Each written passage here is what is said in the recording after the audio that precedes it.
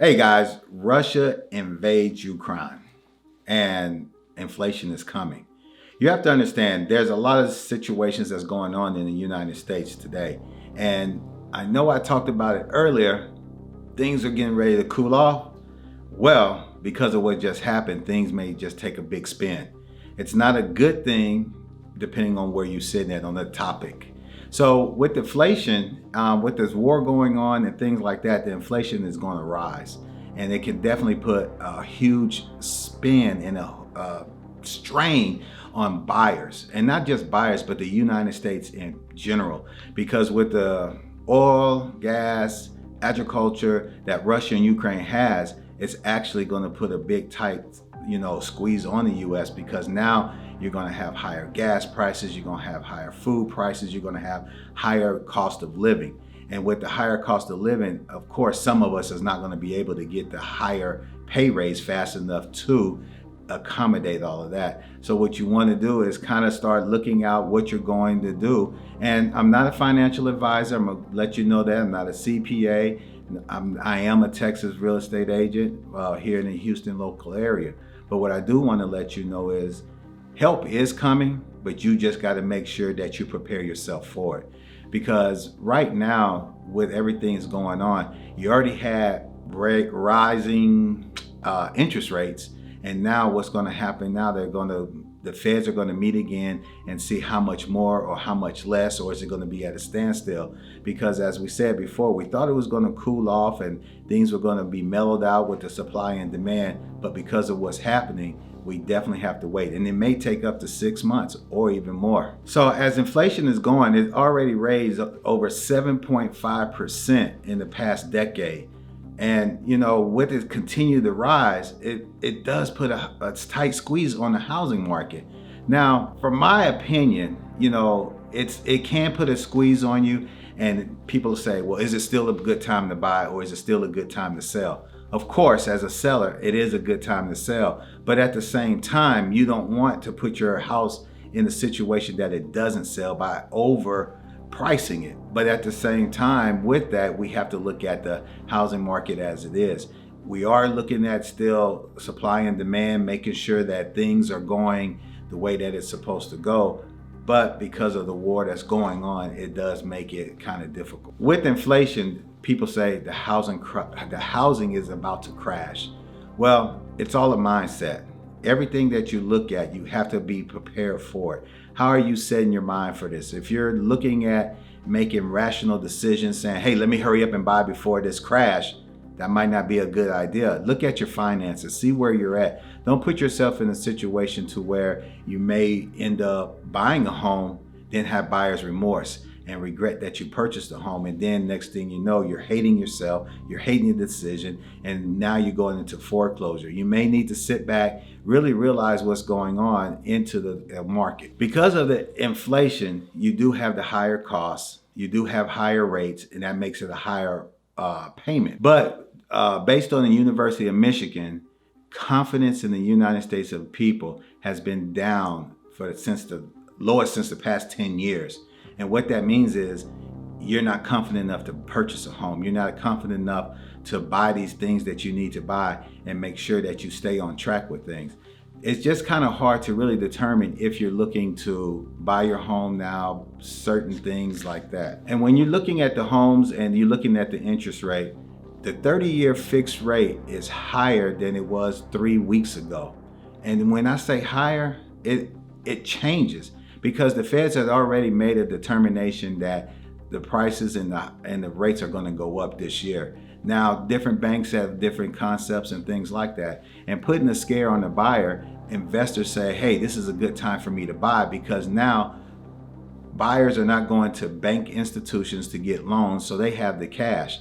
But the problem is that they're going to be buying all of this, but buyers still have to buy the homes. But with what? If they're into a remorse of not being confident to purchase the home, stay in the home, and being able to afford the home, it's going to be tight on the investors as well. My opinion is, if you're going to buy, go ahead and buy. But don't buy impulsively. Don't buy because you're scared. Don't buy because you think that, well, if I don't buy now, I'm going to be outpriced. Now, the good thing is that rates may settle down because of the war, but then what happens if it doesn't?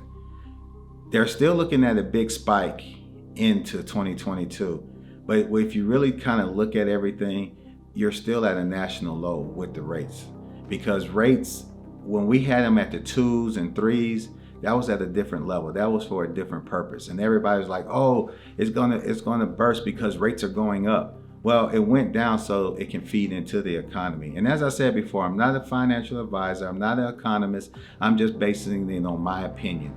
So what I'm meaning is that you still can get a good, decent rate. It's just that you have to find the right ones that's fit for you. That means you have to keep your credit clean. By keeping your credit clean, you still have to pay your bills on time. And we do understand that life happens. There's things with loss of jobs, loss of income that can be went from 2 household incomes to 1 household income. But then there's always hope. You always have to rearrange yourself, set a new budget. And budget is huge, especially when you're trying to reestablish your credit. When you're reestablishing your credit, you got to make sure you keep the factors. Don't close your accounts out, especially if they've been good.